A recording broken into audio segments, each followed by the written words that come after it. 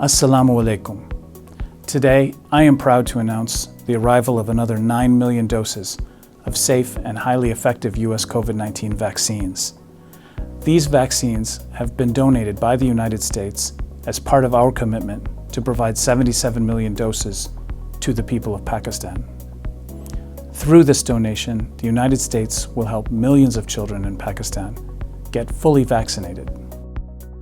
Since the start of the pandemic, U.S. and Pakistani authorities and healthcare professionals have worked side by side to save lives and protect people.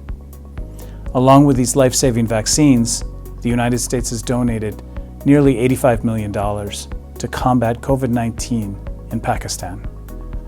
We have provided masks, protective goggles, rapid tests, pulse oximeters and ventilators, and trained over 50,000 home care workers in Pakistan to better support patients in their homes. Most recently, we gave 4 mobile testing labs to Pakistan's National Institute of Health. This will strengthen Pakistan's ability to diagnose diseases in remote and underserved areas.